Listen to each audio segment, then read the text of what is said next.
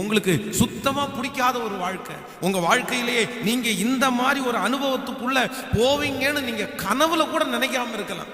ஐயோ, இந்த மாதிரி ஒரு சூழ்நிலை மட்டும் எனக்கு வந்துடக்கூடாதுன்னு நினைக்கலாம். ஆனா நீங்க நினைக்காத ஒரு சூழ்நிலைக்குள்ளே இன்றைக்கு நீங்கள் கடந்து போகலாம்.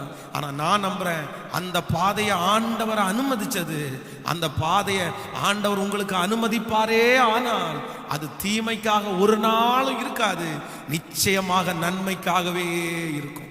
சங்கீதக்காரனுடைய வாழ்க்கையிலே எப்படிப்பட்ட அனுபவங்கள் எல்லாம் ஆண்டவர் அவனை கடக்க பண்ணாரோ, அந்த அனுபவம் எல்லாம் அவனுடைய ஊழியத்திற்கு, அவனுடைய ராஜ்யபாரத்திற்கு எப்படி வெற்றியுள்ளதாய் மாறினதோ, நான் தீர்க்க தரிசனமா சொல்றேன், உங்க வாழ்க்கையில நீங்க பிடிக்காத, உங்களுக்கு விருப்பம் இல்லாத ஒரு பாதையில ஆண்டவர் உங்களை நடத்துவாரே ஆனால் அந்த பாதையினுடைய முடிவில் ஆண்டவர் கற்றுக் கொடுக்கிறது மட்டுமல்ல, ஆண்டவர் உங்களை அந்த பாதையிலிருந்து தூக்கி எடுக்கிறது மட்டுமல்ல, அந்த அனுபவத்தின் வாயிலாய் அநேகரை சந்திக்க ஒரு மிகப்பெரிய ஆசீர்வாதத்தை உங்களுக்கு கொடுக்கிறதுக்கு ஆண்டவர் வல்லவரா இருக்கிறாரு. என் வாழ்க்கையில நேற்றைய தினத்துல உங்களுக்கு கொஞ்சம் சாட்சியை நான் சொன்னேன். திருச்சியில ஆண்டவருடைய ஊழியத்தை செய்கிறதற்காக நான் அப்பாயின்மெண்ட் பண்ணப்பட்டு அங்க ஊழியம் செஞ்சுட்டு இருக்கும்போது தனிமை என்கிற ஒண்ணுனால ரொம்ப பாதிக்கப்பட்டு நான் இப்ப ரொம்ப சிக்காயிட்டேன். எனக்கு மஞ்சக்காமால வியாதி பாசிட்டிவ் அப்படின்னு சொல்லி வந்துருச்சு. மஞ்சக்காமால வியாதினால அங்கே என்னால் சரியாக இருந்து அந்த காரியங்களை செய்ய முடியல. திருச்சியில் ரொம்ப ஹீட் அதிகமாக இருக்கிறதுனால இப்போ நான் எங்கேயாவது போய் ரெஸ்ட் எடுக்கணுன்ற ஒரு சூழ்நிலைக்கு தள்ளப்பட்டேன். இது வரைக்கும் என் வாழ்க்கையில் ஊழியத்திற்காக என்னுடைய வீட்டை விட்டு கிளம்பினதற்கு பிறகு நான் திரும்ப ஒரு உதவின்னு என் வீட்டில் நான் போய் நின்னதே இல்லை, உதவின்னு நான் கேட்டதும் இல்லை. நான் அதற்கு பிறகு வீட்டுக்கு போன நாட்கள் ரொம்ப சுலபமான நாட்கள் தான், கொஞ்ச நாட்கள் தான். பைபிள் காலேஜில் கூட லீவுக்காக 6 மாதம், பைபிள் காலேஜில் 6 மாதம் லீவ் விட்டுருவாங்க. லீவுன்னா அந்த 6 மாதத்தில் நம்ம வந்த திருச்சபையினுடைய பாஸ்டுக்கு கீழே இருந்து ஊழியத்தில் சப்போர்ட்டாக இருந்து அந்த காரியங்களை கற்றுக்கொள்றதுக்காக ட்ரைனிங் மாதிரி அனுப்புவாங்க. ஆனால் அந்த டைம் கூட என்னுடைய சொந்த ஊருக்கு நான் போக விரும்பாமல் பைபிள் காலேஜில் அங்கே இருக்கிற தலைவரிடத்தில் கேட்டு அங்கேயே கேம்பஸ்லேயே இருந்து அங்கே இருக்கிற வேலையை செஞ்சுட்டு அங்கே ஜாயின் பண்ணிட்டு இருந்தேன். நான் ஊருக்கு போகவே இல்லை. ஆனா என் வாழ்க்கையில இப்பொழுதுதான் வருடங்கள் தாண்டி, இவ்வளோ வருடங்கள் தாண்டினதற்கு பிறகு இப்பதான் ஃபர்ஸ்ட் டைம் எங்க வீட்டுக்கு நான் ஃபோன் பண்றேன். இந்த மாதிரி நான் ரொம்ப சிக்காயிட்டேன், ரொம்ப பலவீனம் ஆயிட்டேன், நான் கொஞ்ச நாள் ரெஸ்ட் எடுக்க வேண்டிய அவசியம் இருக்குது, என்னால் முடியல, நான் வீட்டுக்கு வர்றேன்னு ஃபர்ஸ்ட் ஊழியத்துக்கு அப்பதான் சொன்னேன். அந்த அளவிற்கு பலவீனத்தினால நிரப்பப்பட்டு எந்த இடத்திற்கு நான் திரும்பி போகக்கூடாதுன்னு நினைச்சேனோ, இனி அவ்வளவுதான். ஆண்டவர் என்னை நடத்த ஆரம்பிச்சாரு. ஆண்டவருடைய அற்புதத்தை நான் கண்ணால பார்த்தேன், ஆண்டவர் என்னை நடத்துற விதத்தை நான் பார்த்தேன். இனி என்ன வந்தாலும் வீட்டுல நான் சார்ந்து வாழ்றதுக்கு ஆண்டவர் என்னை வைக்க மாட்டார்ன்றதுல ஒரு மிகப்பெரிய தைரியமா இருந்தேன். ஆனா எந்த காரியத்தை நான் செய்யக்கூடாது அப்படின்னு நினைச்சேனோ அந்த காரியத்தை செய்யற அளவுக்கு ஆண்டவர் அனுமதிச்சாருன்னு தான் நான் நம்புவேன். திருச்சியிலேருந்து கிளம்பி ஸ்ட்ரைட்டாக நாகர்கோயில் ரயில்வே ஸ்டேஷனில் இறங்கும் போது என்னை ரிசீவ் பண்ணுறதற்காக என் குடும்பத்திலேருந்து வந்திருந்தாங்க. நான் ரொம்ப முடியாத ஆளாகி அப்படியே ஸ்ட்ரைட்டாக என்னால் வீட்டுக்கு கூட போக முடியல. நான் சொன்னேன், எனக்கு இப்போ வீட்டுக்கு வர்றதுக்குரிய பலன் இல்லை, என்னை எங்கேயாவது ஒரு இடத்துல ஹாஸ்பிட்டலுக்கு என்னை கூட்டிகிட்டு போங்க, நான் ரொம்ப முடியாமல் இருக்கிறேன் அப்படின்னாங்க. அப்போது என்னை ஸ்ட்ரைட்டாக நேர நாகர்கோயிலில் இருக்கிற ஜெயசேகரன் ஹாஸ்பிட்டல் என்கிற ஒரு பெரிய ஹாஸ்பிட்டல், அந்த ஹாஸ்பிட்டலில் கூட்டிகிட்டு போனாங்க. அந்த ஹாஸ்பிட்டலில் கிட்டத்தட்ட ஒரு 4-5 நாட்கள், ஒரு வாரத்திற்கு கிட்ட அந்த ஹாஸ்பிட்டலில் நான் இருந்தேன்.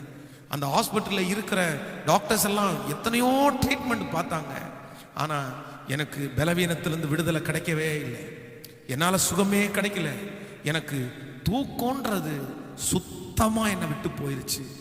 ஒரு நிமிஷம் கூட என்னால் தூங்கவே முடியல. அவங்க தூங்குறதற்காக நிறைய இன்ஜெக்ஷன் எல்லாம் பண்ணினாங்க, ஆனால் என்னால் தூங்க முடியல. உடனே எங்களுடைய பிரதர் ஒருத்தர், தூரத்து சொந்தமான ஒரு பிரதர் ஒருத்தர் ஊழியம் செய்கிறாரு. அவர் சொன்னார், இது ஜெபத்தில் வச்சாதான் மாறும் அப்படின்னு சொல்லி அவர் அங்கிருந்து என்னை ஹாஸ்பிட்டல்லேருந்து டிஸ்சார்ஜ் பண்ணி சபையில் கொண்டு வச்சு, சபையில் அந்த பாஸ்டிங் ப்ரேயர்லாம் நடக்கும்போது அவங்க திருச்சபையில் வச்சு எனக்காக ஜெபம் பண்ணாங்க. ஆனால் அங்கிருந்தும் எனக்கு விடுதலையே கிடைக்கல. விடுதலை கிடைக்காம நேர வீட்டிற்கு வந்தேன், என்னுடைய சொந்த ஊருக்கு வீட்டிற்கு வந்தேன். அங்க இருக்கும்போது ஒவ்வொருத்தரும் வித்தியாசமா பேச ஆரம்பிச்சாங்க. ஒருத்தர் சொல்ல ஆரம்பிச்சாங்க, இவன் ஊழியத்துக்கு போன இடத்துல ஏதோ ஒரு பொண்ணை லவ் பண்ணிட்டான் போல, அதனால அவனுக்கு ஏதோ செய்வனை வச்சுட்டாங்கன்னு ஒருத்தங்க சொல்றாங்க, இவன் பிசாசு துரத்துறதுக்காக ஜெபம் பண்ண போனான், அந்த பிசாசு இவன் பாவியா இருந்ததுனால இவன் மேல வந்துருச்சு. என்னென்னமோ பேச ஆரம்பிச்சாங்க. நான் எதை விரும்பலையோ, எனக்கு என் வாழ்க்கையில இப்படிப்பட்ட ஒரு காரியம் வரக்கூடாது அப்படின்னு நான் தீர்மானம் எடுத்தேனோ, ஆனா அந்த சிச்சுவேஷன்ல ஆண்டவர் என்னை நடத்தும் போது எனக்கு கொஞ்சம் கடினமா தான் இருந்துச்சு. ஏன் ஆண்டவர் இந்த பாதையை எனக்கு அனுமதிச்சார்? நான் இந்த பாதையை விரும்பவே இல்லையே, நான் விரும்பாத பாதையை ஆண்டவர் ஏன் எனக்கு அனுமதிச்சார்னு ஒவ்வொரு நாளும் சஞ்சலப்பட்டு கொண்டே இருந்தேன். அந்த நாள் திரும்ப எனக்கு இனி வரக்கூடாதுன்ற நினைக்கிற அளவுக்கு பயத்தினுடைய உச்சகட்டத்தில் இருந்த நாள். பயம், நடுக்கம், தூக்கம்ல பயம், எதிர்காலத்தை குறித்து எல்லாம் என் வாழ்க்கையே சூனியமானது மாதிரி. இவங்க 4-5 பேர் இந்த மாதிரி உனக்கு பிசாசு தான் பிடிச்சிருக்கு போல, உனக்கு யாரோ செய்வனை வச்சுட்டாங்க போல, நீ ஜெபம் பண்ண பிசாசு உனக்கு வந்துச்சு போல அப்படின்னு சொன்ன உடனே எனக்குள்ளேயே இவ்வளவு விசுவாசமா இருந்து, இவ்வளவு ஊழியத்துல படிச்சு, இத்தனை அற்புதத்தை நான் நேருக்கு நேர் பார்த்தேன். ஆனா அந்த டைம்ல எனக்குள்ளே தோணுச்சு, ஓ நமக்கு ஏதோ பிசாசு பிடிச்சிருக்குமோ, நமக்கு யாராவது செய்வனை எல்லாம் பண்ணிருப்பாங்களோ அப்படின்னு அவ்விசுவாசத்துல தள்ளப்பட்டு, நான் உண்மையா ஓப்பனா சொல்றேன், ஒரு செவ்வாழை பழத்தை வாங்கிட்டு டிபிஎம் திருச்சபையினுடைய பாஸ்டர்கிட்ட ஓடி போய், பாஸ்டர் இந்த பழத்தை எனக்காக ஜெபம் பண்ணி கொடுங்க பாஸ்டர், இதை சாப்பிட்றேன்னு பாஸ்டர், எனக்கு உடம்புல என்னென்னமோ பண்ணுது, எனக்கு மனசுக்கு என்னென்னமோ பண்ணுது, எனக்கு தலையில என்னென்னமோ பண்ணுதுன்னு அவர்கிட்ட போய் கெஞ்சி நின்று அவர் ஜெபம் பண்ணி கொடுத்த பழத்தை சாப்பிட்டேன். அப்போ நான் எதிர்பார்க்காத, நான் விரும்பாத ஒரு பாதையில ஆண்டவர் என்ன நடத்தினார். ஆனா அன்னைக்கு எனக்கு கஷ்டமா இருந்துச்சு, அன்னைக்கு எனக்கு ரொம்ப வருத்தமா இருந்துச்சு. ஆனா ஊழியத்துல இன்றைக்கு நான் நம்புறேன், நான் விரும்பாத அந்த பாதையில ஆண்டவர் என்னை நடத்தினது என்னை நிர்மூலமாக்கலங்க, என்னை உருவாக்கிருச்சு. இன்றைக்கு ஊழியத்துல அநேக ஜனங்களுக்கு முன்பாக பயன்படுத்துறதுக்கு கூட அன்னைக்கு ஆண்டவர் அனுமதிச்ச அந்த பாதை தான் காரணம்னு நான் நம்புறேங்க. இன்றைக்கு ஒருவேளை இந்த சத்தத்தை கேட்கிற ஆண்டவருடைய பிள்ளைகளே, உங்களுடைய வாழ்க்கையிலே நீங்க விரும்பாத ஒரு பாதையில் ஆண்டவர் உங்களை நடத்திட்டே இருக்கிறாரா? இது ஒன்றும் புதுசு இல்ல. இது நீங்க நினைக்கலாம் உங்களுக்கு மட்டும்தான் இந்த பாதை அப்படின்னு நினைக்கலாம். எனக்கு மட்டும்தான் நான் விரும்பாத பாதை, நான் இந்த பாதைக்கு வரக்கூடாதுன்னு நினைச்சேன். என் வாழ்க்கையில எது நடந்தாலும் இது மட்டும் எனக்கு வரக்கூடாதுன்னு நினைச்சேன், எதிரிக்கு கூட இது வரக்கூடாதுன்னு நினைச்சேன். ஆனா என் வாழ்க்கையில இப்படி போய் நடந்துச்சேன்னு நீங்க சஞ்சலத்தோட இருக்கிறீங்களா? அது உங்களுக்கு மட்டும் இல்லைங்க, எனக்கு மட்டும் இல்லைங்க. வேதத்துல நீங்க மோசையை குறித்து வேதத்துல வாசிக்கும் போது வேதம் சொல்லுது, மோசைக்கும் ஆண்டவர் வந்து அவனை அனுமதிச்ச பாதை அவன் விரும்பாத இடத்துக்கு தாங்க அவனை கர்த்தர் கொண்டு போனாரு. மீதியான் தேசத்துல ஆடுகளை மேய்த்து கொண்டிருந்தான், அங்க போனான். அந்த இடம் அவன் எவ்வளவு பெரிய ராஜாவுடைய வீட்டுல வாழ்ந்தவன். அப்படிப்பட்ட ஒரு வாழ்க்கை அவனுடைய வாழ்க்கையில திரும்பி வரும்னு அவன் கொஞ்சம் கூட நினைக்கலங்க. ஆனா அவன் நினைக்காத ஒரு பாதையை அவன் சந்திக்க வேண்டியது இருந்துச்சு. அதனாலதான் கிட்டத்தட்ட 40 ஆண்டுகள் அந்த இடத்துல இருந்து தன்னுடைய எதிர்காலமே முடிஞ்சு நினைக்கும் போது கர்த்தர் அவனை சந்திக்கும் போது கூட இல்ல நான் வரமாட்டேன், வேற யாரையாவது அனுப்புன்னு அவன் சொல்றதுக்கு என்ன காரணம்னா அதுதாங்க காரணம். இன்றைக்கு அப்படி மோசையை போல யாரோ ஒருத்தர் நீங்க இருக்கலாம். ஆண்டவர் உங்களுக்கு விருப்பம் இல்லாத ஒரு பாதையில ஆண்டவர் உங்களை கொண்டு போனதுனால, நீங்க நினைக்காத ஒரு பாதையில கொண்டு போனதுனால உங்களுக்குள்ள எண்ணங்கள் வந்துட்டே இருக்கலாம். நான் என்ன செய்வேன் பாஸ்டர், ஏன் ஆண்டவர் எனக்கு இப்படி அனுமதிச்சாரு, ஏன் கர்த்தர் கொடுத்தாரு, இந்த பாதையை ஏன் கொடுத்தாரு, நான் என்ன தீமை செஞ்சேன்னு கேட்கலாம். நான் நம்புறேன் 40 ஆண்டுகள் தாண்டி மோசையை சந்திச்ச தெய்வம் எப்பா, இந்த 40 ஆண்டு நீ விரும்பாத பாதையில நான் உன்னை வச்சாலும் உன்னை உருவாக்குறது தான்ப்பா இந்த பாதையை நான் அனுமதிச்சேன். உன் பெருமை எல்லாம் உன்னை விட்டு போய் உனக்கு நிறைய தாழ்மை வரணுன்றதுக்காக தான், உனக்கு நிறைய காரியத்தை நான் படிப்பிக்கணுன்றதுக்கு தான், நீ ரொம்ப கோபப்படுறவன் உன் கோபத்தெல்லாம் இங்க தணிக்கணுன்றதுக்காக தான் இந்த பாதையை நான் அனுபவிச்சேன். இப்போ என்னுடைய ஜனங்களை நடத்துறதற்கு ஒரு லீடர் தேவை. அந்த லீடர் வேற யாருக்கும் தகுதி இல்லை, உருவாக்கப்பட்ட உனக்கு தான் அந்த தகுதி இருக்குன்னு அவருடைய ஊழியத்திற்கு கர்த்தர் அழைத்து கிருபைகளை அவனுடைய கையில கொடுத்து 20 லட்சம் ஜனங்களுக்கு தலைவராய் உருவாக்கின தேவன் உண்மை உள்ளவராய் இருப்பாரையானார். இந்த ஜபத்துல கலந்து கொண்டிருக்கிற உங்களுக்காக தான் ஆண்டவர் பேசுறாரு. இந்த பாதை முடியாதுன்னு நினைக்க வேண்டாம். இந்த பாதையில சோர்ந்து போக வேண்டாம். இந்த பாதையில மனம் தளர வேண்டாம். உங்களுக்கு பிடிக்காத ஒரு பாதை தான், ஆனா ஆவியானவர் இன்றைக்கு உங்களோட பேசுறாரு. இந்த பாதை உனக்கு பிடிக்காத பாதையா இருந்தாலும், இந்த பாதை உங்களுக்கு விருப்பம் இல்லாத பாதையா இருந்தாலும், இந்த பாதையில ஆண்டவர் உங்களை மோல்டு பண்ணிட்டே இருக்கிறார். இந்த பாதையில ஆண்டவர் உங்களை வித்தியாசமாய் நடத்திட்டே இருக்கிறார்.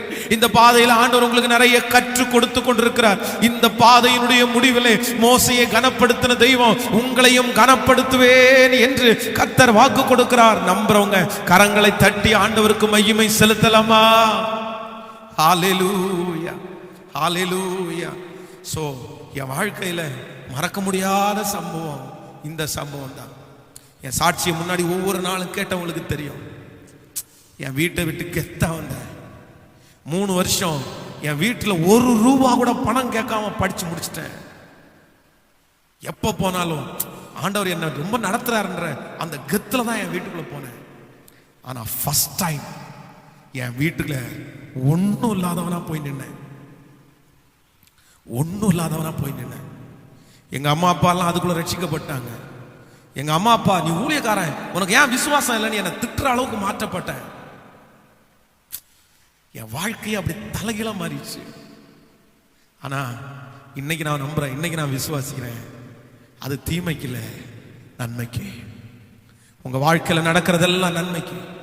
சிஸ்டர், உங்க வாழ்க்கையில நடக்கிறதெல்லாம் நன்மைக்கு.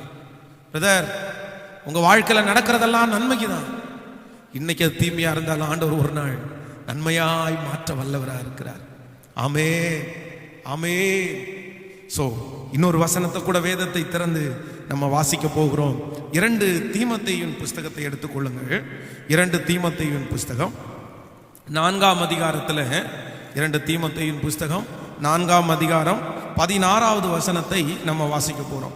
16வது வசனம் 17வது வசனத்தை வாசிக்க போறோம். நான் முதல் விசை உத்தரவு சொல்லுகையில் ஒருவனும் என்னோடு கூட இருக்கவில்லை, எல்லாரும் என்னை கைவிட்டார்கள். அந்த குற்றம் அவர்கள் மேல் மராதிருப்பதாக. கர்த்தரோ எனக்கு துணையாய் நின்று என்னாலே பிரசங்கம் நிறைவேறுவதற்காகவும் புறஜாதியால் எல்லாரும் கேட்கிறதற்காகவும் என்னை பலப்படுத்தினார். சிங்கத்தின் வாயில் இருந்தும் நான் ரட்சிக்கப்பட்டேன். இன்னொரு விசை கூட நான் வாசிக்கிறேன். நான் முதல் விசை உத்தரவு சொல்ல நிற்கையில் ஒருவனும் என்னோடு கூட இருக்கவில்லை.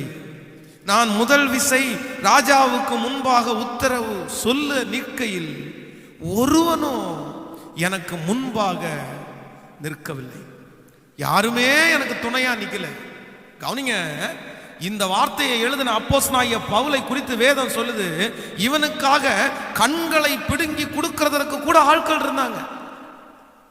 அன்றைக்கு இருந்த நாட்களிலே ஊழியத்திலே மிகப்பெரிய அப்போஸ்தலன் இந்த அப்போஸ்தலனாகிய பவுல். இந்த அப்போஸ்தலனாகிய பவுலுக்கு பின்னாடி ஒரு பெரிய கூட்டம் அப்படியே இருந்துச்சு. அவனுடைய உருமால்கள்ல அற்புதம் நடந்துச்சு.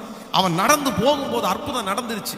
அந்த பட்டணத்தார் எல்லாம் பார்க்கும்போது அவனுக்கு மாலையை போட்டு தேவர்கள் என்று சொல்ற அளவிற்கு ஃபேமஸான ஃபிகர். ஆனா இத்தனை லட்சம் பேர் அவனுக்கு இருந்தும், இத்தனை ஆயிரம் பேர் அவனை ஃபாலோ பண்ணியும் அவன் சொல்றான், நான் முதல் விசை ராஜாவுக்கு முன்பாக உத்தரவு சொல்லுகையில் ஒருத்தருமே என் கூட இல்லப்பா, ஒருத்தருமே என் கூட இல்லை, ஒருத்தருமே இல்லை. ஆண்டவர் தேவன் பயன்படுத்த போகிற ஒரு பாத்திரமாய் நீங்கள் இருப்பீர்களேயானால், ஆண்டவர் உங்களை பயன்படுத்தணும்னு நினைச்சிட்டார் அப்படின்னா, கண்டிப்பா சொல்றேன், உங்க வாழ்க்கையில இந்த பாதையை ஆண்டவர் அனுமதிப்பார். எந்த பாதையை தெரியுமா? 1000 பேர் உங்களுக்கு இருந்தாலும் நீங்க யாரும் இல்லாதவங்கள மாதிரி இருப்பீங்க. உங்க பக்கத்துல படுத்து தூங்குவாங்க, உங்க பக்கத்துல உட்கார்ந்து பேசிட்டு இருப்பாங்க, ஆனா நீங்க மட்டும் தனியா இருப்பீங்க. யாருமே உங்களுக்கு இருக்க மாட்டாங்க, யாருமே இருக்க மாட்டாங்க. யாருமே உங்களுக்கு இல்லாத ஒரு சூழ்நிலை உங்களுக்கு வருதுன்னா, எல்லாருமே உங்களை கைவிடுகிற ஒரு சூழ்நிலை வருதுன்னா, நான் நம்புறேன் எல்லாரும் உங்களை கைவிடுறது ஆண்டவர் உங்க மேல வெறுப்ப காமிக்கிறது அல்ல. உன்னை எல்லாருமே கைவிடும் போது நான் உன் கையை பிடிப்பேன்னு சொல்றதற்காகத்தான் ஆண்டவர் அவங்க கைவிட வைக்கிறார். இந்த ஜபத்துல இருக்கிற ஆண்டவருடைய பிள்ளைகளை எல்லாருமே உங்களை கைவிட்டாங்களா? எல்லாருமே உங்களை கைவிடும் போது உங்க கை தனி கையா இருக்குது. யாருடைய கையும் இப்போ உங்க கையோட இல்லை. ஆனா இப்போ உங்க கைய ஆண்டவர் பிடிக்கிறதுக்கு ஆயத்தமா இருக்கிறார். ஆயத்தமா இருக்கிறார். என் வாழ்க்கையில மறக்க முடியாத ஒரு அடுத்த சம்பவம் தான் நான் சொல்றேன். என்னுடைய ஊர்ல அப்படி நான் முன்னாடி சொன்னது மாதிரி ரொம்ப சஞ்சலப்பட்டுட்டு இப்போ ஊர்ல இருக்க முடியுமா இருக்க முடியாதா அப்படின்ற ஒரு பெரிய கஷ்டத்துக்குள்ள ஆளாக்கிட்டேன். என் ஊர்ல எனக்கு இருக்கிறதுக்கு சுத்தமா பிடிக்கல. ஊழியத்திற்காக அர்ப்பணிச்சு ஊழியத்துக்காக படிச்சு ஊழியம் செஞ்சுட்டு நான் எனக்கு அப்பாயின்மெண்ட் திருச்சியில் கொடுத்த சர்ச்சில் கிட்டத்தட்ட 180 பேருக்கு மேலே வர்ற சர்ச்சு, சொந்த இடத்துல சொந்த பில்டிங்கில் கட்டப்பட்டிருந்த ஒரு சர்ச்சு. ஆனால் அவ்வளோ பெரிய திருச்சபையை கொடுத்ததுக்கு அப்புறம் கூட என்னால் நடத்த முடியாமல் வீட்டில் ஊழியத்துக்காக படிச்சுட்டு சும்மாவே வியாதியில் இருக்கிறது எனக்கு பிடிக்கல. எப்படியாவது இந்த வீட்டை விட்டு நம்ம போயிடணும் அப்படின்னு நினைச்சேன். அதற்கு இடையில மரணத்தினுடைய உச்சகட்டத்துக்கு கூட நான் போயிட்டேன். இந்த மஞ்சக்காமால வியாதி கிட்டத்தட்ட 18 முறைக்கு மேல திருப்பிடுச்சு. எந்தெந்த இடத்துல போய் மருந்து சாப்பிட்டாலும் எங்கேயுமே இந்த என் வியாதியை சரி பண்ணவே முடியல. கேரளாவில் போய் மருந்து சாப்பிட்டோம், கிடைக்கிற இடத்துலலாம் மருந்து சாப்பிட்டோம். தண்ணியை நிறைய ஊற்றணும் அப்படின்வாங்க. அதுக்காக என்னுடைய ஒரு தம்பி போய் அந்த தண்ணி இருக்கிற இடத்துல போய் என்னை உட்கார வச்சுட்டு அப்படியே தண்ணியை எடுத்து அப்படியே எண்ணி எண்ணி அவங்க தலை மேலே ஊற்றுவாங்க. ஆனால் மஞ்சக்காமால குறையவே இல்லை. ஒரு நாள் இரவில் எனக்கு ரொம்ப அதிகமாகும் போது ஒரு பெட்டில் என்ன படுக்க வச்சிருக்காங்க. தூக்கி தூக்கி போடுது. சுற்றி இருக்கிற ஒவ்வொருத்தரும் அழுதுட்டே இருக்காங்க. என்னுடைய மரணத்தை பார்க்கறதற்காக நிறைய பேர் இவன் செத்துருவான் அப்படின்னு பார்த்துட்டு இருக்காங்க. அவ்வளவு மோசமான ஒரு சூழ்நிலையில எங்க ஊர்ல தள்ளப்பட்டேன். ஆனா அங்கிருந்து எப்படியாவது வந்துடணும் அப்படின்னு நினைச்சேன். எதிர்பார்த்துட்டே இருக்கும்போது ஒரு ஒரு செய்தி எனக்கு வருது. நான் படித்த பைபிள் காலேஜிலேருந்து ஒரு லெட்டர் வந்துருச்சு. நீங்கள் பாஸ்டராக இருக்கிறீங்க, உங்களை அடுத்து ஒரு பெரிய அடுத்த எக்ஸாட்டர் அப்படின்ற ஒரு சர்டிஃபிகேட். ஃபஸ்ட்டு பாஸ்டர்னு அப்பாயின்மெண்ட்டு, அதுக்கப்புறம் எக்ஸாட்டர் அப்படின்ற அடுத்தது. அப்படியே கிரேடு அவங்க பைபிள் காலேஜில் அதிகமாகிட்டே இருப்பாங்க. அதனால நெக்ஸ்ட் உங்களுக்கு அந்த எக்ஸாம் எழுதுறதுக்காக உங்களை நாங்கள் செலக்ட் பண்ணியிருக்கிறோம். நீங்கள் தமிழ்நாடு பைபிள் காலேஜில் நீங்கள் அந்த எக்ஸாம் எழுதிட்டு போங்க அப்படின்னு சொல்லி ஒரு லெட்டர் எனக்கு வந்துருச்சு. உடனே எனக்கு பயங்கரமான சந்தோஷம். சே பரவாயில்ல, ஆண்டவர் என்னமோ நினைச்சிட்டாரு போல தெரியுது. நம்ம ஒன்று பண்ணுவோம், இந்த எக்ஸாம் எழுதி முடிச்சுட்டு ஏற்கனவே பைபிள் காலேஜில் நம்ம அங்கே வார்டனா இருந்திருக்கிறோம். அதனால அங்கே இருக்கிற எல்லாரையுமே நமக்கு தெரியும். அங்கே போய் ஸ்டூடெண்டோட சேர்ந்து ஒரு 10 நாள் ஜெபத்தில் இருந்துட்டு மைண்ட் எல்லாம் ஃபுல்லாக ரீஃப்ரெஷ் ஆகிட்டு அதுக்கப்புறம் நம்ம ஊழியத்துக்கு போயிடலாம் அப்படின்னு சொல்லி பெரிய மகிழ்ச்சியோடு பெரிய கற்பனையோடு எங்கள் வீட்டில் இருக்கிறவங்க எல்லாம் இவ்வளோ உடம்பு சரியில்லாமல் நீ போக வேண்டான்னு நினச்சி சொன்னாலும் இல்லை இல்லை இல்லை இல்லை நான் போயிடுவேன் அப்படின்னு சொல்லி ரொம்ப வைராக்கியத்தோடு அங்கேருந்து கிளம்பி கோயம்புத்தூருக்கு வந்துட்டேன். கோயம்புத்தூருக்கு வந்துட்டு அந்த எக்ஸாம் எழுத எழுத எழுத எழுத எனக்கு மஞ்சக்காமால அதிகமாகிறது எனக்கே தெரியுது. என் கண்ணெல்லாம் மஞ்சள் ஆயிடுச்சு, என் நகமெல்லாம் மஞ்சள் ஆயிடுச்சு. நான் ரொம்ப தடுமாறுகிற ஒரு நிலைக்கு தள்ளப்பட்டேன். எக்ஸாம் முடிச்சுட்டு இப்போ நான் ஏற்கனவே அதே பைபிள் காலேஜில் ஒரு பெரிய போஸ்டிங்கோடு இருந்தவன் இல்லை. ஆனால் அதெல்லாம் கண்ணுக்கு முன்னாடி வந்துட்டே போகுது. நான் போய் அங்கே இருக்கிற ஒரு ஒரு ஒரு அங்கே இருக்கிற லீடர்ஸ்கிட்ட நான் பேசினேன். இந்த மாதிரி நான் ரொம்ப சிக்காக இருக்கிறேன், எனக்கு எப்படியாவது ஒரு 10 days இந்த பைபிள் காலேஜில் என்னை தங்க வைக்கிறதுக்கு ஒரு அனுமதி மட்டும் கொடுத்துருங்க. நான் ஒரு 10 நாள் இருந்தேன்னா என் மைண்ட் ரொம்ப ஃப்ரெஷ் ஆயிரும், நான் தொடர்ந்து ஊழியத்துக்கு போவேன்னு சொன்னேன். ஆனால் யாராக இருந்தாலும் அப்படிப்பட்ட சூழ்நிலையை பார்க்கும்போது சிக்கா இருக்கிறான் அப்படின்னு தெரிஞ்சதுக்கு அப்புறம் வைக்கிறதுக்கு யாராக இருந்தாலும் பயப்படுவாங்க. நானாக இருந்தாலும் நம்மளாக இருந்தாலும் பயப்பட தானே செய்வோம். ஆனால் அவங்க சொல்லிட்டாங்க ஒரே வார்த்தையில், இல்லை இல்லை நீங்கள் ரொம்ப சிக்கா இருக்கிறீங்க, நீங்கள் திரும்ப வீட்டுக்கு போயிருங்க அப்படின்னாங்க. ஆனால் உண்மை என்னன்னா எனக்கு திரும்ப அகைன் ரிட்டன் ஒரு 400 கிலோமீட்டர் 450 கிலோமீட்டர் டிராவல் பண்ணுற அளவுக்கு கூட என் சரீரத்தில் ஒரு துளி பலன் கூட இல்லை. இந்த பைபிள் காலேஜில் வார்டனா இருந்த அதே பைபிள் காலேஜில் அப்படியே வானத்தை அண்ணாந்து பார்த்து கண்ணில் தார தாரையா கண்ணீர் ஊத்திட்டே இருக்குது. எங்க போறேன்னே தெரியல. சொந்த வீட்டுக்கு திரும்பி போறதற்கு கொஞ்சம் கூட விருப்பம் இல்லை. ஊழிய ஸ்தலத்திற்கு போகிறதற்கு பலனும் இல்லை.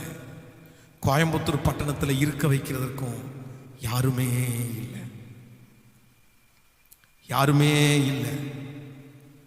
எல்லாரும் என்னை கைவிட்டார். எல்லாரும் என்னை கைவிட்டார்.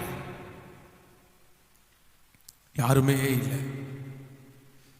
உங்க வாழ்க்கையில நான் நம்புற இந்த சத்தத்தை கேட்கிற அன்பு தேவனுடைய பிள்ளையே, உன் வாழ்க்கையில் அப்படிப்பட்ட ஒரு சூழ்நிலையை ஆண்டவர் அனுமதிச்சிருக்கிறாரா? நீ நிலை தடுமாறி கொண்டு நிற்கிறீர்களா? எங்க போறதுன்னு தெரியல, யாருமே இல்லாத ஒரு சூழ்நிலையா? அந்த பாதையில நான் கடந்து வந்தேன். அந்த பாதை தான் என்னை கர்த்தருக்காக பயனுள்ளவனாய் மாற்றுவதற்கு அந்த பாதை ஒரு காரணமாவே இருந்துச்சு. சங்கீதக்காரனாகிய தாவீதுனுடைய வாழ்க்கையில கூட நீங்க வேதத்துல படிச்சு பார்த்தீங்க அப்படின்னா, அவனுக்கு ஒரு காலகட்டத்தில் யாருமே இல்லாத சூழ்நிலையில் அவன் தள்ளப்பட்டான். ஒரு நாள் அவனை குறிச்சு பாடுறதுக்கு அவ்வளவு ஸ்திரீகள் இருந்தாங்க, அவன் மேல பொறாமப்படுறதுக்கு ஆள் இருந்தாங்க, எல்லாருமே இருந்தாங்க. ஆனா வேதம் சொல்லுது, அவன் ஒரு காலகட்டத்தில் எல்லாத்திற்கும் பயந்து, உயிருக்கு பயந்து சிங்கத்தினுடைய கெபியில போய் படுத்து கிடந்தான். யாருமே இல்லாத ஒரு சூழ்நிலைக்குள்ள அவன் தள்ளப்பட்டான். ஆண்டவர் அவனை ஊழியத்திற்காக அழைச்சு உன்னை ராஜா வாக்குவேன்னு சொன்ன அடுத்த நாளே ஆண்டவர் ராஜா பதவி அவனுக்கு தூக்கி கொடுக்கல. நான் நம்புறேன் இல்ல, இந்த ஒவ்வொரு பகுதியையும் ஆண்டவர் அவனை கடக்க பண்ணினார். நான் நம்புறேன் இந்த சத்தத்தை கேட்கிற அன்பு தேவனுடைய பிள்ளையே, உனக்கு கர்த்தர் தரிசனம் கொடுத்தது உண்மை. உன்னை உங்களை பயன்படுத்துவேன்னு சொன்னது உண்மை. ஆண்டவர் உங்களை பயன்படுத்துவார் நிச்சயமாய். தரிசனம் கொடுத்தவர் கண்டிப்பாக நிறைவேற்றாமல் போகவே மாட்டார். ஆனா அந்த தரிசனத்தை அடைகிறதற்கு சொன்ன அடுத்த நாளே ஆண்டவர் சில நேரத்தில் செய்யாம சில பாதைகளை ஆண்டவர் உங்களை தாண்ட வைப்பார். யோசேப்புக்கு சொப்பனத்தை கொடுத்த அடுத்த நாளே ஆண்டவர் அவனை ராஜாவாக்கிட்டாரா? இல்ல, அடுத்த நாளே பண்ணல. அவன் சிறைச்சாலைக்குள்ள போக வேண்டியது இருந்துச்சு. அவங்க அம்மா அப்பா விட்டு பிரிய வேண்டிய சூழ்நிலை இருந்துச்சு. அவன் பல சூழ்நிலைக்குள்ள போய் தான் அதற்கு அப்புறம் ஆண்டவர் அவனை மகிமையில கொண்டு போய் வச்சாரு. இன்றைக்கு சோர்ந்து போய் மனம் உடைஞ்சு போய் நெருக்கப்பட்டு இனி நம்பிக்கையே இல்லைன்னு வந்திருக்கிற அநேக இடத்துல ஆண்டவர் பேசுறாரு. ஆண்டவர் உங்களை சோதிப்பாரே ஆனால், ஆண்டவர் உங்களை தனிமைப்படுத்துவாரே ஆனால், எல்லாரும் உங்களை கைவிடுவாரே ஆனால். அப்போஸ்தலனாகிய பவுல் சொல்லும் போது ரொம்ப அழகா சொல்லுகிறான், நான் முதல் விசை ராஜாவுக்கு முன்பாய் உத்தரவு சொல்லுகையில் ஒருவனும் எனக்கு முன்பாக இருக்கவில்லை, ஆனால் கர்த்தரோ எனக்கு ஆதரவாயிருந்தார். இத்தனை பேர் உங்களை கைவிட்டதுக்கு அப்புறம், இத்தனை பேர் உங்க கூட இல்லாத போதும், நீங்க இன்னைக்கு வரைக்கும் இந்த பிரசங்கத்தை கேட்டுட்டு இருக்கீங்கல்ல, இந்த ஆராதனையில கலந்து கொண்டுட்டு இருக்கிறீங்கல்ல, நான் நம்புறேன் ஆண்டவர் உங்களுடைய கண்ணுக்கு தெரியாமலே உங்களோட இருக்கிறதுனால தான், உங்களை தாங்கிறதுனால தான் நீங்க இன்னைக்கு உயிரோடு இருக்கிறீங்க. இல்லைன்னா நீங்க யாருமே உயிரோடு இருந்திருக்க முடியாது. அதனால இந்த பாதையை சுலபமாய் தாண்ட முடியும்னு நான் நம்புறேன். என் வாழ்க்கையில இந்த சம்பவம் மறக்க முடியாத சம்பவமாய் கோயம்புத்தூர் பட்டணத்தில் அப்படியே ஒரு அனாதையை போல அழுது கொண்டே நின்று, எங்க போறதுப்பா. ஒரு வசனத்தை கூட வாசிக்க முடியும், வாசிக்கலாம். ஒரு வசனத்தை கூட வாசிக்கலாம். ஆதியாகமம் 22வது அதிகாரத்தில் 13வது வசனத்தை நம்ம எடுத்துக்கொள்ளலாம். ஆதியாகமம் 22ஆம் அதிகாரத்தில் 13வது 14வது வசனத்தை வாசிக்கலாமா? ஆபிரகாம் தன் கண்களை ஏறெடுத்து பார்த்தபோது இதோ பின்னாக புதரிலே சிக்கி கொண்டிருந்த ஒரு ஆட்டுக்கடாவை கண்டார். அப்பொழுது ஆபிரகாம் போய் கடாவை பிடித்து அதை தன் குமாரனுக்கு பதிலாக தகன பலி இட்டான். ஆபிரகாம் அந்த இடத்திற்கு யெகோவா ஈரே என்று பெயரிட்டான். கவனிங்க, இந்த இடத்துல ஆபிரகாம் தன்னுடைய சொந்த குமாரனை பலி செலுத்துவதற்காக மலையில் மேல இப்ப ஏறி வந்துட்டான். மலையின் மேலே ஏறி வந்து அவன் வந்து கட்டையை அடுக்குனான், தன்னுடைய மகனை படுக்க வைத்தான். ஆனா ஆண்டவர் வந்து உன்னை விசுவாசத்தை நான் பார்த்துட்டப்பா அப்படின்னு அவனுக்கு வாக்குத்தத்தம் கொடுத்தாரு. இப்போ விறகு கட்டை எல்லாம் இருக்குது. அவங்க பையன் வரும்போதே கேட்டுட்டு வந்தான்ல, அப்பா விறகெல்லாம் இருக்குது, தீவெட்டி இருக்குது, ஆனா பலிக்கான ஆடு இல்ல அப்படின்னு சொல்லும் போது இந்த ஆபிரகாம் சொன்னார்ல, இந்த மாதிரி கர்த்தர் பார்த்து கொள்ளுவார் அப்படின்னு சொன்னார்ல, அந்த வார்த்தையை ஆண்டவர் மனசுல வச்சு என் புள்ள அந்த இடத்துல சமாதானம் உள்ளவனாய் நான் சொல்ற வார்த்தைக்கு கீழ்ப்படிஞ்சா அங்க அவனுக்கு தெரியாமலே ஒன்றை ஆயத்தம் பண்ணி வைத்திருப்பேன்றத இந்த வசனத்துல ஆண்டவர் நிறைவேற்றார். அப்படின்னா அந்த ஆடு அங்க மலை மேல யார் கொண்டு போனாங்கன்னு தெரியாது, யார் கொண்டு போனா தெரியாது. ஆனா தன்னுடைய மகனை இறக்குறவன இப்ப பலி செலுத்தணும். பலி செலுத்துகிறதற்கான ஆடு முட்புதரிலே சிக்கி இருந்ததை இவங்க பார்த்துட்டாங்க. எடுத்து அதை கொண்டு வந்து பலி செலுத்தினான் என்று வேதம் சொல்லுது. அப்போ ஆண்டவருடைய பிள்ளைகள் ஒன்று நினைக்கணும், நீங்க எவ்வளவு சிச்சுவேஷனுக்குள்ள போனாலும் அங்க உதவி செய்கிறதற்கு ஏதோ ஒன்றை ஆண்டவர் வச்சிருப்பான்றதை மறந்துடக்கூடாது. என் லைஃப்ல நான் அப்படி நின்றுட்டு இருந்தேன், எதுவுமே இல்லாம எங்க போறதுன்னு நின்றுட்டு இருக்கும்போது எனக்கு ஒரு ஃபோன் கால் வருது. அப்போ என்னன்னா, நம்முடைய கோயம்புத்தூர்ல இருந்து என்னை 9 மாதங்கள் வந்து வைத்து பார்த்த அம்மா அப்பா, அவங்க என்னை பெத்தெடுத்த அம்மா அப்பா போல இன்னொரு அம்மா அப்பா, அவங்க வந்து ஃபோன் பண்றாங்க, இந்த மாதிரி நீங்க பைபிள் காலேஜுக்கு வந்துட்டீங்கல்ல, உங்களை பார்த்துட்டு போகலாம் அப்படின்னு வர்றோம் அப்படின்னு அவங்க வந்துட்டாங்க. வரும்போது என் நிலைமையை பார்த்துட்டு அவங்களுக்கு வந்து ஷாக் ஆயிடுச்சு. என்ன இவ்வளோ பலவீனமா இருக்கிறீங்க, நிக்க கூட முடியல அப்படின்னு சொல்லி, நீங்க கண்டிப்பா வந்து ஊருக்கு போக வேண்டாம், எங்க வீட்டில் வந்து நீங்க ரெஸ்ட் எடுங்க, ரெஸ்ட் எடுத்தா அதுக்கப்புறம் நீங்க கொஞ்சம் சரியானதுக்கு அப்புறம் நீ போனா போதும் அப்படின்னு சொல்றாங்க. ஆனா இந்த அம்மா அப்பாவை எப்போ பழக்கம் அப்படின்னு கேட்டீங்க அப்படின்னா, நான் பைபிள் காலேஜ் வார்டனா இருக்கும்போது அந்த திருச்சபையில தான் அவங்க வந்து பிலிவரா இருந்தாங்க. ஒரு நாள் அவர்கள் வந்து அந்த ராமநாதபுரத்துக்கு அவங்க போயிட்டு இருக்கும்போது பைக்ல அவங்களுக்கு ஒரு ஆக்சிடென்ட் ஆகுது. அந்த ஆக்சிடென்ட்ல அவங்க அம்மா வந்து கீழே விழுறாங்க. கீழே விழுந்து உடம்பெல்லாம் ரொம்ப அடிபடுது. தெரியாம அப்பா வந்து ரொம்ப தூரம் அந்த பைக்கை ஓட்டிட்டு போறாரு. திரும்பி பார்த்தா அம்மா இல்ல, எல்லாருமே கூடிட்டாங்க, ரொம்ப சீரியஸா இருந்தாங்க. அந்த நேரத்தில் அவங்களுக்கு யாருக்கு ஃபோன் பண்றதுன்னு தெரியாம பக்கத்தில் பைபிள் காலேஜ் இருக்கிறதுனால பைபிள் காலேஜுக்கு ஃபோன் பண்ணாங்க. பைபிள் காலேஜுக்கு ஃபோன் பண்ணோன்னா அந்த ஃபோனை நான் தான் அட்டன் பண்றேன். அட்டன் பண்ண ஒரு 2 நிமிஷத்துக்குள்ள ஸ்பாட்டுக்கு போயிட்டேன். போய் நின்று நானும் சேர்ந்து அவங்கள எடுத்து ஸ்ட்ரக்சரில் வச்சு தள்ளி ஆப்போசிட்ல இருக்கிற ஒரு ஹாஸ்பிட்டலுக்கு கொண்டு போய் அங்கே ஃபர்ஸ்ட் எய்டு பண்ணி அதுக்கப்புறம் இங்கே கொங்குநாடு ஹாஸ்பிட்டலுக்கு கொண்டு வந்த உடனே அந்த ஃபர்ஸ்ட் ஆக்சிடென்ட்ல அவங்க கூட இருந்ததுனால அவங்களுக்கு என் மேல ஒரு தனிப்பட்ட அன்பு அப்பவே இருந்துருச்சு. அப்போ இப்ப நான் பைபிள் காலேஜில் வந்ததை தெரிஞ்ச உடனே என்னை பார்க்கறதுக்காக வந்தவங்க, நீங்க எங்க வீட்டுக்கு வாங்கன்னு கேட்ட உடனே நான் சொன்னேன், ஐயாட்ட பெர்மிஷன் கேளுங்கன்னு. உடனே அவங்க பர்மிஷன் கொடுத்தாங்க. ஒரு 3 நாள் வேணா அவனை வச்சுட்டு கொஞ்சம் ரெஸ்ட் எடுத்து நீங்க அனுப்பிடுங்க அப்படின்னு சொன்னாங்க. ஆனா எனக்கு 3 நாள்ல நான் கொஞ்சமும் ரெக்கவர் ஆகலை. 7 நாட்கள், கிட்டத்தட்ட ஒரு 7 நாட்கள் அந்த வீட்டிலேயே அங்கேயே ரெஸ்ட் எடுக்கிறதற்கு ஆண்டவர் அந்த வீட்டை ஃபர்ஸ்ட் எனக்கு ஆயத்தம் பண்ணி வைத்திருந்தார். திக்கு தெரியாம எங்க போறதுன்னே தெரியாம இருக்கும்போது அநாதைகளுக்கு ஆதரவு கொடுக்கிற கர்த்தர் அங்க ஒரு சின்ன ஒண்ணு எனக்காக ஆயத்தம் பண்ணி வச்சிருந்தார். அந்த தேவன் நல்லவர். இந்த ஃபாஸ்டிங் பிரேயர்ல நான் சொல்றேன், உங்களை நிர்மூலமாக விட மாட்டார். நீங்க எஜ்ஜுக்கு வரலாம், இதுக்கு மேல நோ சான்ஸ், இதுக்கு மேல நோ வே, இதுக்கு மேல எதுவுமே இல்லை பாஸ்டர், முடிஞ்சிட்டேன், நான் முடிஞ்சிட்டேன், இதுக்கு மேல ஒன்றும் இல்லை அப்படின்னு இந்த ஜெபத்தில் இருக்கிற நிறைய பேருடைய மனசு சொல்லிட்டே இருக்கலாம். நான் உங்களுக்கு சொல்றேன், இல்லை இல்லை, அந்த முடிஞ்சிருச்சுன்னு அந்த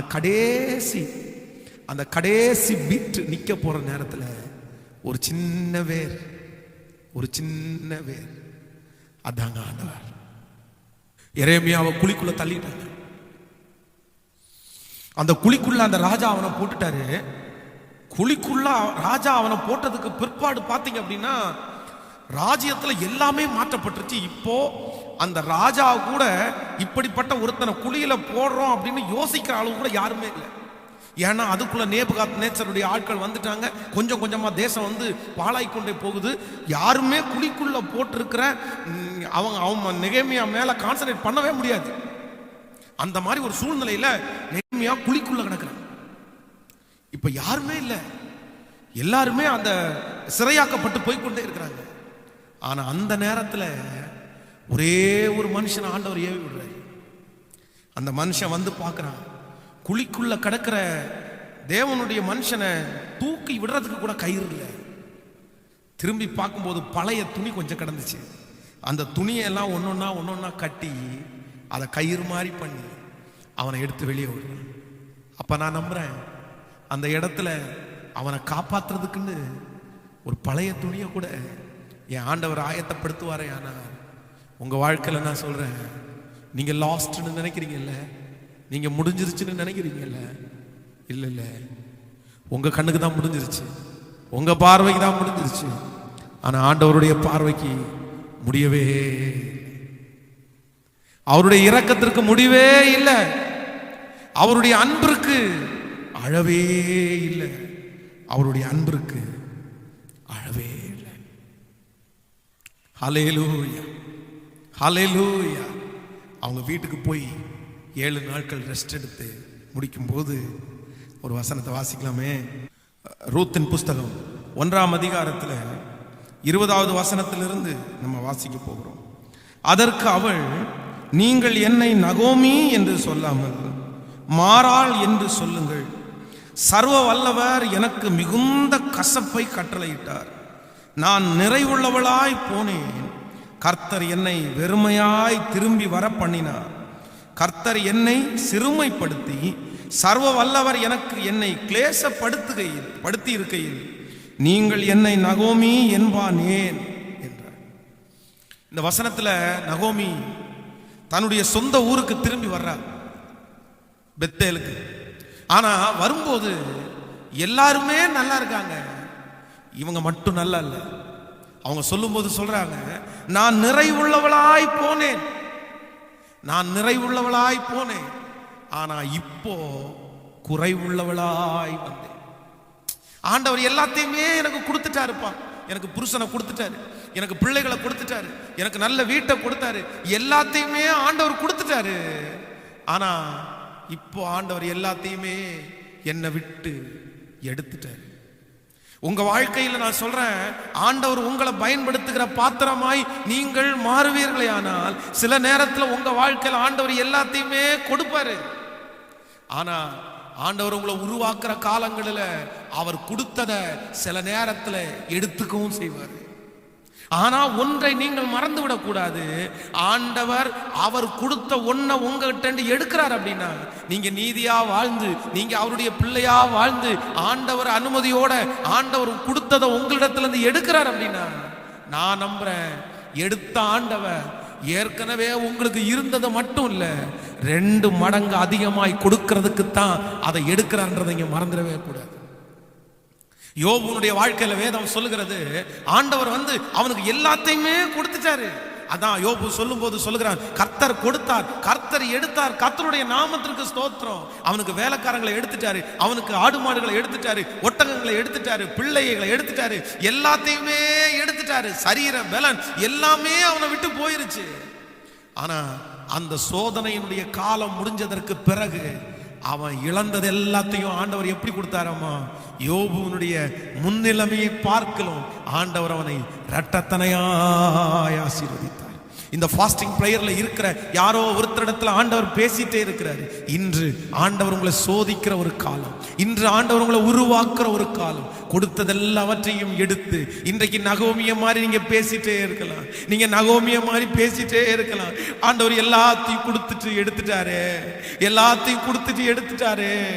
அப்போ அப்படிப்பட்ட ஜனங்களை பார்த்து தான் ஆண்டவருடைய வார்த்தை வருது, அவர் எடுக்கல, அவர் எடுக்கல, அவர் உன்னிடத்துல உன்னை உருவாக்குறதற்கு ஒன்றை எடுக்கிற ஆண்டவர் உனக்கு 2 மடங்கு வெகு சீக்கிரத்தில் தருவேன் என்று ஆண்டவர் வாக்கு கொடுக்கிறார். தருவேன் என்று வாக்கு கொடுக்கிறார்.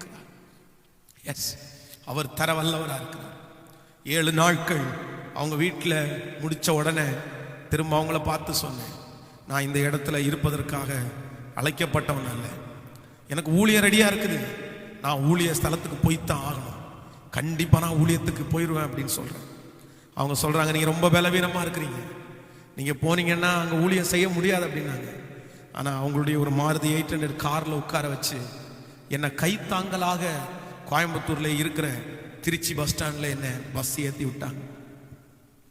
கைத்தாங்கலாக தான் ஏற்றிட்டுருக்காங்க. அந்த பஸ்ஸு போயிட்டுருக்க அழுது கொண்டே போனேன். ஆனால் எனக்கு மஞ்சக்காமால வியாதி திரும்ப குறையவே இல்லை. நான் போய் அந்த பஸ் திருச்சியில் நின்றுச்சு. திருச்சியில் நிற்கும்போது அந்த திருச்சி பஸ் ஸ்டாண்டில் நான் இறங்குறேன், யாருமே இல்லை. திருச்சி சத்திரம் பஸ் ஸ்டாண்டில் அன்றைக்கு இறங்கி நின்று உண்மையிலே சொல்லப்போனால், மனசு விட்டு சொல்லப்போனால், அந்த வயசில் அன்னைக்கு ரொம்ப சின்ன வயசு, வாலிப வயசில் ஒருவேளை நிறைய பேர் அந்த பாதையில் கடந்து வந்திருக்கலாம்னு நினைக்கிறேன். ஆனால் நான் கடந்து வந்த பாதை ரொம்ப டஃப்பு, ரொம்ப கடினமான பாதை. யாருமே இல்லாத, உடலிலே அவ்வளோ பெரிய பலவீனத்தை சுமந்து நிம்மதியே இல்லாதவனா பாஸ்டரா அப்பாயின்மெண்ட் பண்ணப்பட்ட பிறகு, ஒரு சர்ச்சு நடத்துகிற ஒரு பாஸ்டர் ஆனதுக்கு பிறகு அந்த பஸ் ஸ்டாண்டில் நின்று ஓன்னு அழுதேன், சத்தம் போட்டு அழுதேன். யாருமே எனக்கு இல்லைப்பா. அங்கிருந்து லோக்கல் பஸ் பிடிச்சி என்னுடைய ஊழிய ஸ்தலத்துக்கு வந்தேன். எனக்காக இருந்து வீட்டில் வந்ததுக்கப்புறம் என்னால் சரியாக எதுவும் செய்ய முடியல. போய் படுத்த படுக்கையானேன். அப்போது திருச்சபையில் இருந்த ஒரு 6-7 பேர் வந்தாங்க. வந்து, நீங்கள் ரொம்ப முடியாமல் இருக்கிறீங்க பாஸ்டர், எங்களுக்கும் நீங்கள் இல்லாமல் இங்கே நிறைய வீடில் இருக்கிற ஃபங்க்ஷன்ஸ் எல்லாம் நடத்த முடியல, அதனால் எங்களுக்கு நிரந்தரமான ஒரு பாஸ்டர் கண்டிப்பாக இங்கே வேணும். உண்மைதான், அது இருந்தால் தான் அந்த ஊழியத்தை செய்ய முடியும். வாரம் யாரோ ஒருத்தர் நடத்தி எங்களுக்கு அந்த அளவுக்கு திருப்தியாக இல்லை. அதனால நீங்கள் வீட்டுக்கு போயிட்டு நல்லா ரெஸ்ட் எடுத்துட்டு சரியானதுக்கு அப்புறம் திரும்பி வாங்க, நாங்கள் ஸ்தாபனத்தில் சொல்லி வேற ஒரு பாஸ்டர் அப்பாயின்மெண்ட் பண்ணிக்கிறோம் அப்படின்னு சொல்லி என் கையில் கொஞ்சம் காணிக்கையை கொடுத்தாங்க. அதுக்கு முன்னாடி வந்த காணிக்கையை எடுத்து அதில் எனக்குன்னு வர்றதை எனக்கு கையில் எடுத்து கொடுத்து, அப்படின்னா நீங்கள் கிளம்பி ரெஸ்ட் எடுத்துட்டு வாங்க பாஸ்டர் அப்படின்னு சொல்லிட்டாங்க. இப்போ திருச்சியிலேருந்து நான் கிளம்பணும். எனக்கு எங்கே போகிறதுனே தெரியல. என் ஊருக்கு போகிறதுக்கு சுத்தமாக விருப்பம் இல்லை. எனக்கு இன்னொரு ஆதரவாக இருந்த இடம் காலேஜ், அங்கேயும் போக முடியாத ஒரு சூழ்நிலை. அப்போ தான் மனசு விட்டு அந்த அம்மா அப்பாவுக்கு அவங்களுக்கு ஃபோன் பண்ணி, இந்த மாதிரி நான் ரொம்ப முடியாமல் இருக்கிறேன், கொஞ்ச நாட்கள் என்னை வச்சு நீங்கள் பார்க்க முடியுமான்னு கேட்டேன். கொஞ்ச நாள் என்னை வச்சு பார்க்க முடியுமான்னு. அவங்க 2 பேரும் முழு சம்மதத்தோட, தாராளமாக வரலாமே, வாங்க, எங்கள் வீடு உங்களுக்காக திறந்திருக்குது, நீங்கள் எத்தனை நாள் வேணாலும் ரெஸ்ட் எடுக்கலாம் அப்படின்னு சொல்லி கூப்பிட்டாங்க. அங்கேருந்து கோயம்புத்தூருக்கு கிளம்பி வந்தேன். ட்ரீட்மெண்ட்டுக்காக கிளம்பி வந்தேன். பல மாதங்கள் கோயம்புத்தூரில் அந்த அம்மா அப்பாவுடைய வீட்டில் எனக்காக ஒரு ரூம் கொடுத்தாங்க. அந்த ரூம்லே ஒரு நோயாளியாக படுத்து கிடந்தேன். அப்போ அவங்க ஒரு டாக்டர்கிட்ட கூட்டிகிட்டு போனாங்க. அந்த டாக்டர் பல மாதம் எனக்கு ட்ரீட்மெண்ட் பார்த்து எனக்கு சரியாகாத பார்த்து என்கிட்ட ஃபீஸ் வாங்குறதே குறைச்சிட்டாங்க. ஒரு நாள் குறைஞ்சது 22-25 மாத்திரை வரைக்கும் சாப்பிடுவேன். நீரோ மாத்திரை மட்டும் ஒரு நாளில் 5-4, அந்த மாதிரி நரம்பு தளர்ச்சி மாத்திரை மட்டும் அவ்வளோ சாப்பிடுவேன். என் கையெல்லாம் சிவரிங்க ஆக ஆரம்பிச்சிருச்சு. டம்ளரில் தண்ணி பிடிச்சாலே கை நடுங்கும். உடம்பெல்லாம் எப்பொழுதும் துடிச்சிட்டே இருக்கிற மாதிரி இருக்கும். செல்ஃபோன் அடித்தா பயமாக இருக்கும். ஒரு நாளில் 6 டைம் 7 டைம் வாமிட் எடுத்துகிட்டே இருப்பேன். வாமிட் எடுப்பேன், போய் சாப்பிடுவேன், வாமிட் எடுப்பேன், போய் சாப்பிடுவேன். என் தலைமாட்டில் ஒரு டேப் ரிகார்டை வச்சு ஒரு பாட்டை போட்டு விட்டுருவாங்க. ஆனால் செமி கான்சியஸில் அந்த மாத்திரையினுடைய எஃபெக்டில் படுத்து கிடப்பேனே தவிர என் மூளை தூங்கவே தூங்காது. விழிச்சிட்டே இருப்பேன். அந்த நாட்களெல்லாம் வேற யாருக்குமே வரக்கூடாது அப்படின்னு இன்னைக்கும் நான் நினைக்கிறேன். அந்த வாலிப பிராயத்தில் இரவு 12 மணிக்கு அந்த வீட்டுக்கு நேரம் ஆப்போசிட்ல இருக்கிற அந்த பேக்கரியினுடைய ஷட்டரை இழுத்து சாத்தும் போது நெஞ்செல்லாம் படப்படன்னு அடிக்கும். எல்லாரும் தூங்குற நேரம், நான் மட்டும் தூங்காம விழிச்சிருப்பேன். எனக்கு தூக்கமே வராது. ஒரு நிமிஷம் கூட தூங்கவே இல்லை. மாத்திரை சாப்பிட்டு கூட தூங்கவே இல்லை. ஒவ்வொரு இடமா மாத்தி மாத்தி மாத்தி படுத்து கூட எனக்கு தூக்கமே வரல. அவங்க வீட்டில் எனக்கு மிகவும் ஆதரவு கொடுத்தாங்க. அவங்க என்னை வச்சு பார்த்தாங்க. ஆனா வாக்கு மாறாத தெய்வம். ஒவ்வொரு நாளும் மரணத்தை எதிர்பார்த்து கொண்டிருந்த நான், செத்துருவனோன்ற பயம் எனக்கு மட்டும் இல்லை, என்னை பார்த்தவங்களுக்கும் அடிக்கடி இருந்தது உண்மைதான். ஆனா அவ்வளோ எதிர்ப்பின் மத்தியிலையும் தெரியாத ஒரு பையன், நான் யாருன்னே தெரியாது, என் குடும்பத்தினுடைய பின்னணி என்னன்னே தெரியாது. ஆனாலும் அவங்க ஒரு நல்ல அம்மா அப்பா, அவங்க என்னை வச்சு பார்த்தாங்க. அவங்க பிள்ளைகளும் அதற்கு ரொம்ப உதவியா இருந்தாங்க. அது கர்த்தர் எனக்கு கொடுத்த ஒரு ஆதரவின் வீடாகவே இருந்துச்சு. இவ்வளவு பாதைகளை நான் கடந்து வந்தாலும் ஆண்டவர் என்னை கைவிடவே இல்லை. ஆண்டவர் என்னை கைவிடவே இல்லை. ஒரு வசனத்தை கூட வாசிக்கலாம். அப்போஸ்தலர் 27ஆம் அதிகாரத்தில், அப்போஸ்தலர் நடபடிகள் 27ஆம் அதிகாரம் 20வது வசனத்தை வாசிக்கலாம். அநேக நாட்களாய் சூரியனையாவது நட்சத்திரங்களையாவது காணப்படாமல் மிகுந்த பெரும் காற்று மழையும் அடித்து கொண்டிருந்தபடியால் இனி தப்பி பிழைப்போம் என்கிற நம்பிக்கை முழுமையும் அற்று போயிற்று. இனி தப்பி பிழைப்போம் என்கிற முழு நம்பிக்கையும் அற்று போயிற்று. அப்போஸ்தலனாகிய பவுலுடைய பிரயாணத்துல அவன் சொல்லும்போது சொல்றான், இனி தப்பி பிழைப்போம் என்கிற நம்பிக்கை போயிருச்சு. இனி திரும்ப வருவேன், இனி திரும்ப ஊழியம் செய்வேன், திரும்பி இனி சர்ச்சை நடத்துவேன் அப்படின்ற நம்பிக்கை என் வாழ்க்கையில எல்லாமே சுக்குநூறாய் உடஞ்சிருச்சு. ஒரு % கூட நம்பிக்கை இல்லை. ஒரு % கூட. எங்க அம்மா என் கூட இல்லை, எங்க அப்பா என் கூட இல்லை, என்னை ரொம்ப நேசிச்சு எங்க பாஸ்டரும் இல்லை. எல்லாரும் என்ன மறந்துட்டாங்க. பென்ஸ் எங்க இருக்கான், என்ன பண்றான், யாருக்குமே தெரியாது. யாருக்குமே தெரியாது. எனக்குள்ள இருந்த விசுவாசம் எல்லாம் என்னை விட்டு போயிருச்சு. என் நம்பிக்கை எல்லாம் என்னை விட்டு போயிருச்சு. எல்லாமே என்னை விட்டு போயிருச்சு. திரும்ப எழும்பி நிற்பேன்ற தைரியம் எனக்கு கொஞ்சம் கூட இல்லை.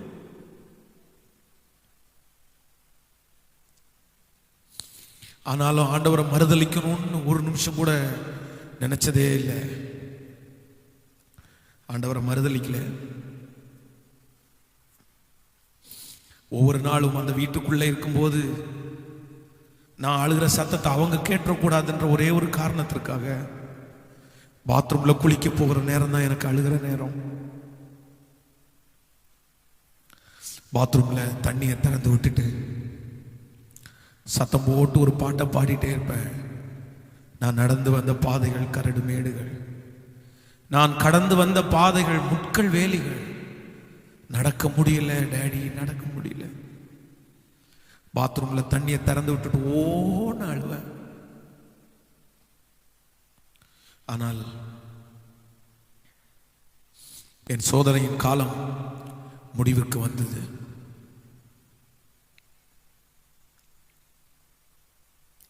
சோதனையின் காலம் முடிவுக்கு வந்தது. கடைசி ஒரு ஃபைனல் டெஸ்ட். டாக்டர்கிட்ட போய் செக் பண்ணும்போது கடைசி ஒரு டெஸ்ட் ஒன்று எடுத்தாங்க. இந்த மஞ்சக்காமால வியாதி ஒன்று உங்களை கொஞ்சம் கொஞ்சமாக அழிச்சிடும், இல்லை அப்படின்னா உங்களை காப்பாற்றிடலாம் அப்படின்னு கடைசி ஒரு டெஸ்ட் எடுத்தாங்க. அந்த டெஸ்ட்டை ஹாஸ்பிட்டலில் கொடுத்துட்டு வந்து நான் சத்தம் போட்டு அழுதேன். நான் அழுததை பார்த்து அம்மா அழுதாங்க, அந்த அப்பா அழுதாங்க, அவங்க மகன் பாஸ்டர் கிங்ஸ்டனாக இருக்கார் அவர் அழுதார், எல்லாருமே அழுதோம். ஆனால் அந்த ரிசல்ட்டு திரும்ப வந்தது. அந்த ரிசல்ட் நார்மல் அப்படி இருந்துச்சு, ஒன்றுமே இல்லைன்னு வந்துருச்சு. அப்போ அந்த டாக்டர் என்னை கூப்பிட்டு உங்களுக்கு ஒரு பிரச்சனையுமே இல்லை அப்படின்ட்டு ஒரு 6-7 மாத்திரை மட்டும் எழுதி கொடுத்தாரு. அதற்கு பிறகு நான் கொஞ்சம் கொஞ்சமாக ரிலீவாக ஆரம்பிச்சிட்டேன். அடுத்த நாள் ஒரு 4 மணி நேரம் நான் தூங்கிட்டேன். நான் தூங்கின உடனே எனக்குள்ளே ஒரு சின்ன ஃபெய்த்து வர ஆரம்பிச்சிருச்சு. அதற்கு பிறகு ஆண்டவர் வழிகளை திறந்து கொண்டே இருந்தார். அந்த தேவன் இன்றைக்கு உயிரோடு இருக்கிறார். அந்த தேவன் இன்று வாழ்கிறார். அந்த தேவன் கைவிடுகிறதுக்கு மனிதனே அல்ல.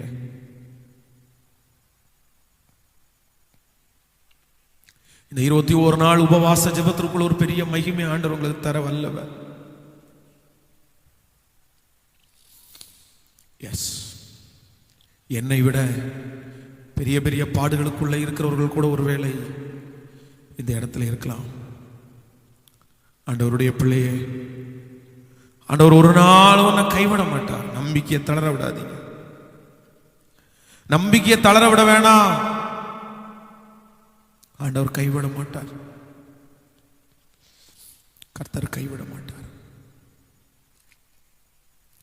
தப்பி பிழைப்போம் என்கிற நம்பிக்கை எனக்கு சுத்தமா போயிருச்சு. கொஞ்சம் கூட அந்த நம்பிக்கை எனக்கு இல்லை. திரும்ப எழும்புவேன், திரும்ப பிரசங்கம் பண்ணுவேன், திரும்ப பாடுவேன், திரும்ப இந்த ஊழியத்தை செய்வேன் அப்படின்னு ஒரு % கூட நம்பிக்கை எனக்கு இல்லை. ஆனால் திரும்பவும் நிறுத்தினார், திரும்பவும் பிரசங்கம் பண்ண வைக்கிறார், திரும்பவும் பாட்டு பாட வச்சார், திரும்பவும் ஊழியம் செய்ய வைத்தார், திரும்பவும் வாழ்க்கையை கொடுத்தார். இழந்து போன சகலத்தை 2 மடங்கு திரும்ப கொடுத்தாரே. அவரைத்தான் நீங்களும் நானும் ஆராதிக்கிறோம். எல்லாரும் கண்களை மூடி தேவ சமூகத்தில் முழங்காலிலே நிற்க முடிந்தவர்கள் முழங்கால நின்று இன்னைக்கு ஆண்டவர் உங்களோட பேசியிருப்பார் அப்படின்னு நான் நம்புறேன். உங்களுடைய நம்பிக்கையினுடைய உடைவில் கர்த்தர் உங்களோடு கூட இருக்கிறார். உங்களுடைய எதிர்கால பயத்தில் ஆண்டவர் உங்க கூட இருக்கிறார். எல்லாமே முடிகிற நேரத்தில் ஆண்டவர் உங்க கூட இருக்கிறார்.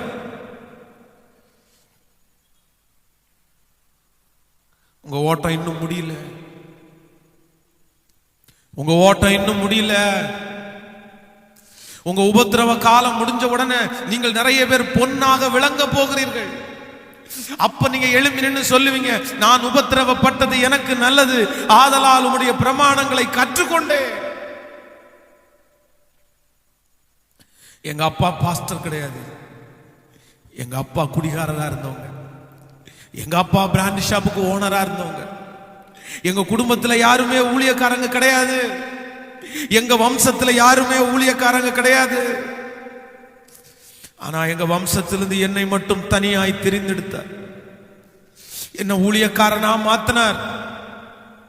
எல்லாரை விட இப்ப மேன்மையாய் நடத்தி கொண்டிருக்கிறார். அப்பதான் நினைக்கிறேன், அந்த பாதையில் ஆண்டவர் என்ன நடத்தினதுனாலதான் இந்த ஊழியத்துல இவ்வளவு நாள் நிற்க முடிஞ்சிருச்சு. அந்த பாதை தீமைக்கு இல்ல, அந்த பாதை நன்மைக்கு. இன்னைக்கு என்னுடைய ஊழியத்துல அப்படிப்பட்ட நிறைய பேரை நான் பார்த்துட்டே இருக்கிறேன். அவங்களுக்கு கவுன்சிலிங் கொடுக்கிறேன், அவர்களுக்காக ஜெபம் பண்றேன். என் சாட்சி அநேகரை உயிர்ப்பிக்கிற அளவுக்கு கர்த்தர் வச்சிருக்கிறார். கண்களை மூடி கையை உயர்த்தி ஏசப்பா பார்த்து, ஆண்டவரே நான் உங்களை நம்புறேன் ஆண்டவரேன்னு சொல்லுங்க.